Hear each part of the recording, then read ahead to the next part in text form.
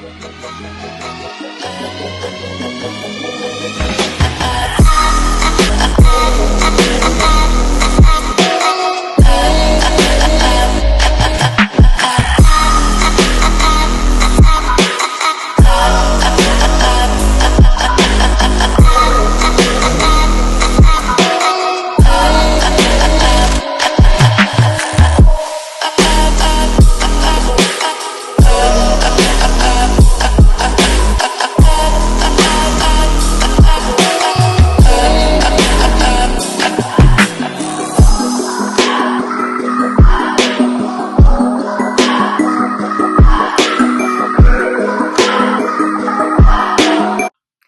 guys, my name's Amy. I am the founder of Self Love Club Online, and I am also known as Scrag's Fit. So the purpose of this kind of vlog is to share with you a little bit about my story, about who I am, and the background of Self Love Club. Grew up an athlete my whole life. Dad was my best friend. Dad and I did everything together that was sports related. Water ski, downhill ski racing, volleyball, Irish dancing, all that jazz. I was kid in all of the extracurricular activities. I love food. I love fatty food. I love eating. Because my family, when I was younger, we would gather around the table and we would eat, and that's how we would spend time together. I could not have asked for a better childhood. It was filled with love, support. I was princess. So, anyways, that was fine and dandy. Got to high school, moved from a Christian private elementary and junior high. I had my ass handed to me like the very first day. I went through high school. I made senior girls volleyball team my first year. That's how I kind of got like involved in school. I was really happy, really bubbly. Always had like the wine, the champagne at the parties. Rah, rah, rah. Grade 11. What a year. Fast forward, the day that my dad got diagnosed, I had volleyball practice and I shanked every single pass. It was the worst practice of my life. I could not get one serve over. It was going in the net. I was just getting, frankly, like pissed off. I had this horrible gut feeling the whole day. I was so sick. So, anyways, I get a call from my sister-in-law after volleyball practice, and she's like, Amy, I'm picking you up. Your parents are still at the hospital getting tests done. And I was like, okay, cool. Got home, she dropped me off. My brother calls me like not even 10 minutes after I got home. And he's like, Amy, get changed. Like, I'm coming to pick you up. We have to go to the hospital. Dad got some test results back. I'm like, okay, see you in a bit. He got there. I got in the car and he put his hand on my knee and he was like, Amy, I want you to know that I'm going to be here for you. We're in this together. I'm like, Aaron, what's going on? And he looked at me and he was like, Amy, it's not good. Dad has stage 4 colon cancer. They gave him 6 months. Dead silence for the rest of the car ride there. I just like was bawling. Like, this is the kind of stuff that happens to the other kids in the class. This doesn't happen to you. You hear about it, you hear someone's mom getting sick, you hear someone's dad getting sick, and you're like, man, that sucks. Like, I feel so bad for them. Like, it could never happen to me. Like, lo and behold, like, it's happening. My brother and I think we sat in the parking lot for like 5-10 minutes as soon as we got there, and he's like, Amy, I'm gonna be the one to walk you down the aisle, like, together, like, you're not alone. Just kind of reiterated what he said when we got in the car.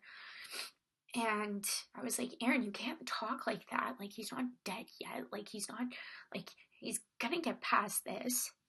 Like, he's my dad. I don't know, hysterics.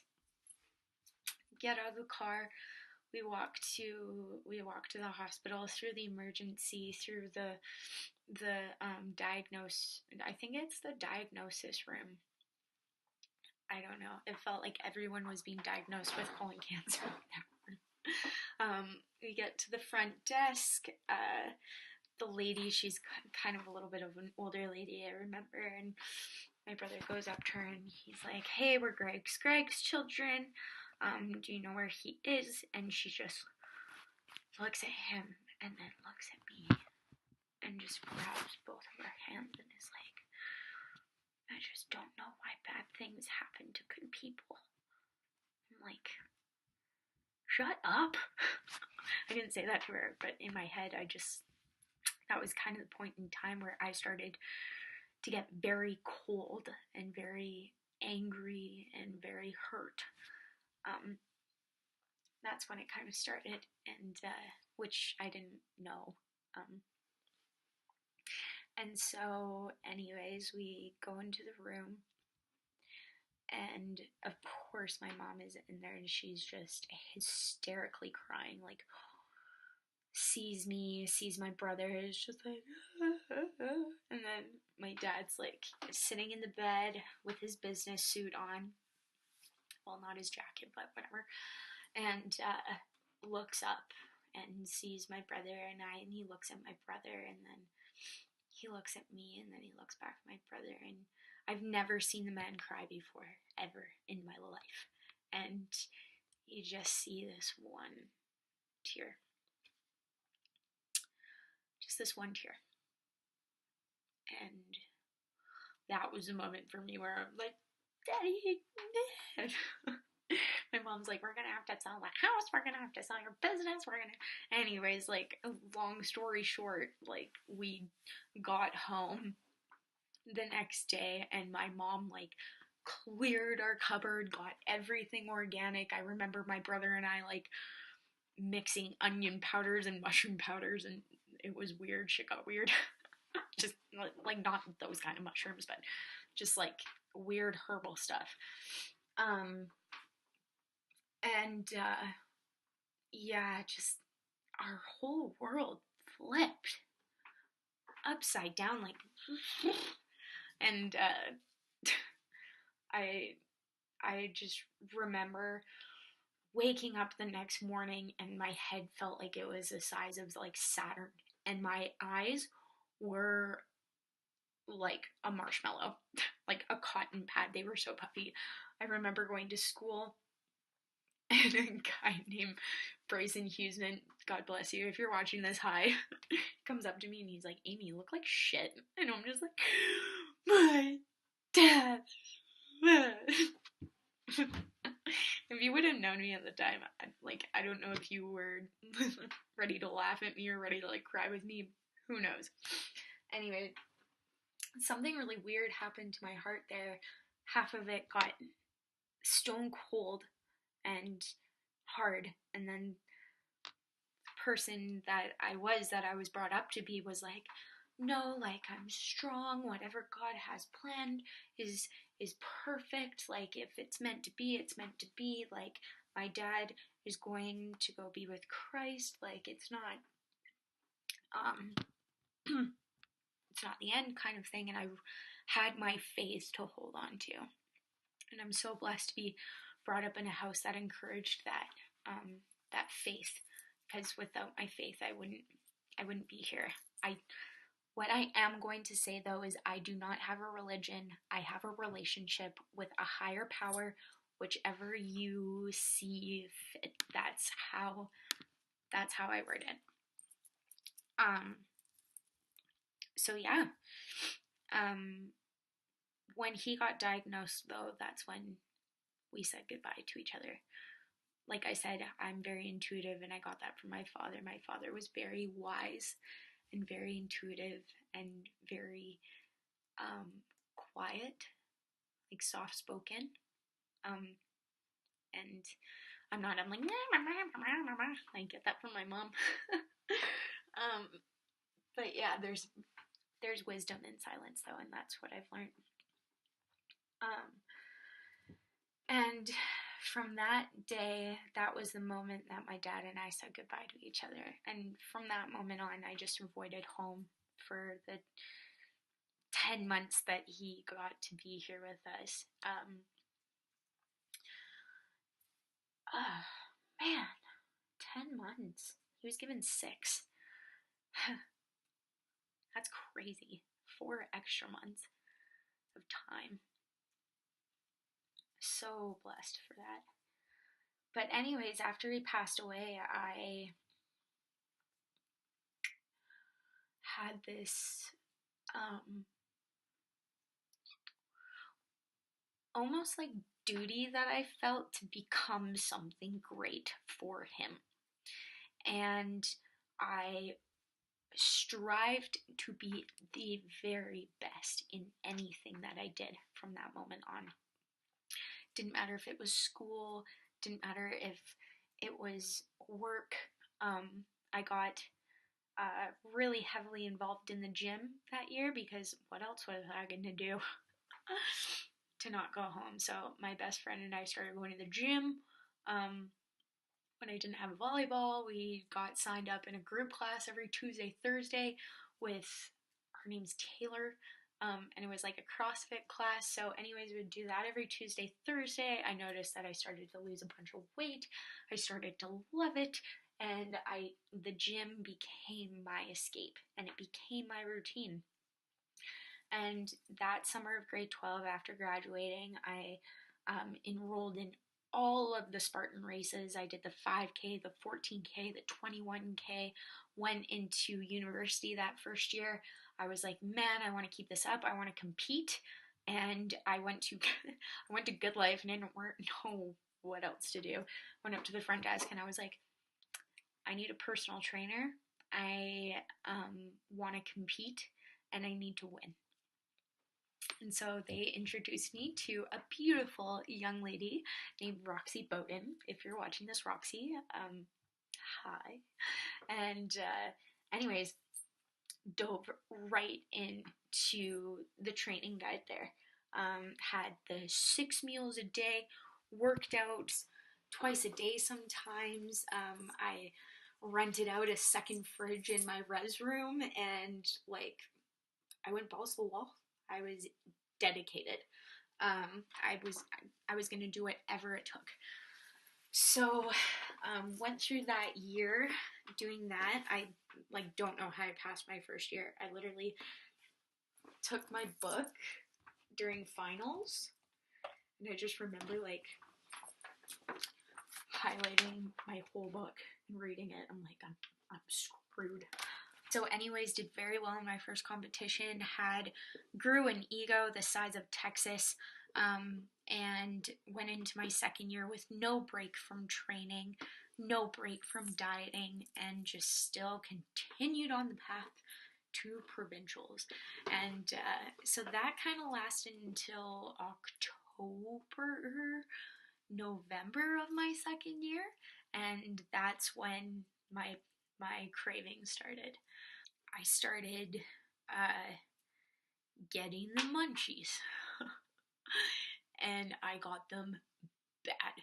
Like, I'm talking medium-sized Domino's pizza with 5-cent candies, Tutti Frutti. I became the queen of Menchie's and Tutti Frutti. Like, I would get offended if people told me they would want to go after Tutti Frutti or for Tutti Frutti and then change their mind. I would get actually legitimately upset. My feelings were hurt. So anyways, became a huge foodie. That's when my binge eating started, and my binge eating was kind of fueled by two emotions: the emotion of guilt with my competing, the fear of what other people would think of me. If I got fat, if I rebounded, because you hear talk all the time, you're like, oh, did you see how bad that girl rebounded? Like, if you're in the competing world, you'll know exactly what I'm talking about, and it's awful. And all I wanted, the only reason why I was competing was like to feel accomplished and to feel beautiful, because like I was always known as the hot girl's best friend in high school, and going to university with like guys now finally paying attention to me and telling me that I'm pretty, and I was like, what? I'm pretty? Like, what are you talking about? and so I did it for an ego fill, and I was doing it all for the wrong reasons, and I wouldn't tell you that by any means. I would be on the outside. It looked like I was happy and healthy, and on the inside, I was literally self-destructing. Yeah, developed a really vicious cycle of binge eating at night, and then puking the next morning because I would binge eat, and then killing myself with the fasted cardio, and stimulants, and like caffeine fat burners, ECA stacks. I literally was walking around like a like you were like, are you okay? And I'm like, yeah. Just started to lose sight of who I was and my values and how I was brought up. And 8 weeks out of provincials, because I've been training for literally 2 years, like nonstop, because I was never taught what macro counting was. I never knew what like protein, fat, carb was. I never knew how to calculate them. I just didn't know. I thought it was strictly 6 meals a day. You had egg whites, oatmeal in the morning with chicken 4 times a day, and a cucumber and some yams, and before you went to bed you had your 1/4 cup or 1/3 of a cup of egg whites and half a grapefruit. Like, that's what I thought was normal. And so I created a very strict relationship with food, and a non-forgiving relationship with myself. And I would punish myself by overtraining, by overstimulating, because I was so petrified of what I thought the outcome would be with my body, with people's opinions, with my self-worth. I was petrified of what those were going to become if I gave up, if I didn't compete, if I didn't eat the food, if I didn't train. I felt like I would lose all my sense of self-worth. And anyways, provincials, so before provincials, I now had 2 eating disorders, binge eating and bulimia. After provincials, I binged a baklava before I even stepped on stage that year. And I was like, after this, I'm done with competing. I'm never competing again. My family is like, thank God. Okay, funny story. Joking. The morning before provincials, the morning of provincials, I was allowed peanut butter, and I love it. It's so good. And my coach was like, Kate, Amy, for breakfast, you're allowed to have a tablespoon of peanut butter for fat loading, and you can have a waffle. And I'm like, yeah, like, go to the grocery store, buy my peanut butter. It was unsalted, of course, too, because I was a freak like that. And I come home to my grandma's house, and I set the peanut butter in the kitchen, and my mom comes in, and I go to the bathroom, and I come out, and I see my mom has opened it, and she has a spoon in it, and is like about to eat it. I'm like, what are you doing? She's like, having some peanut butter. I was like, that's my peanut butter. Like, you can't go mixing the oil and ferment everything. Nah, nah, nah, nah. My grandma's in the living room. She's like, why don't you eat a cucumber? I'm like, because I want peanut butter. I like literally like lost it. And then I was like sitting there, and my mom looks at me and she's like, no more competing for you. And I'm like, yeah, like, you're probably right. And so Anyways, so that happened. I was totally done with competing. Drove back to Calgary that night. Had a kegger. Got just plastered. Oh, not good to say, Amy. Anyways, had a kegger that my roommates threw for me. And but unfortunately, just because the competition was over doesn't mean that your emotions stop or your habits stop. So again, petrified of rebounding.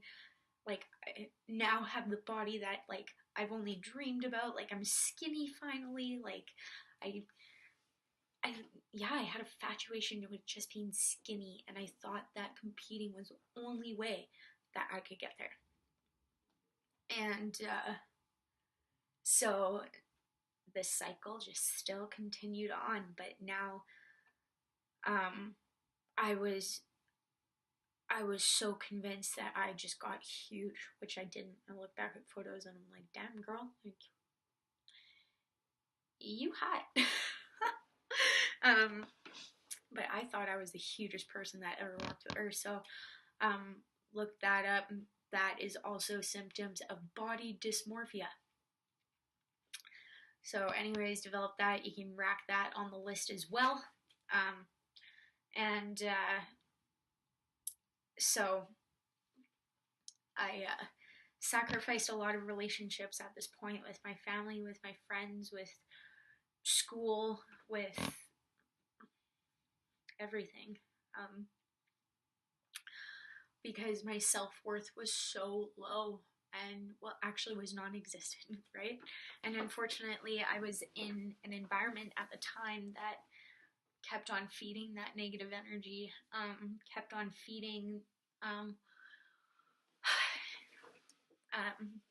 lies about myself. I was hanging out with people that were telling me that like I was disgusting, that I was delusional, that I was crazy, that I was stupid, that it was awful.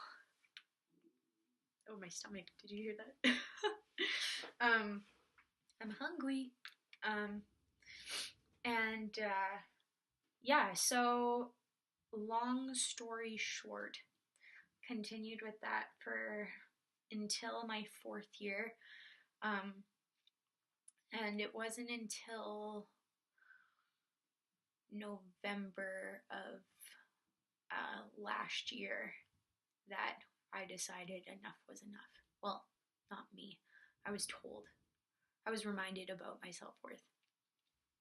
And that is the end of part 1.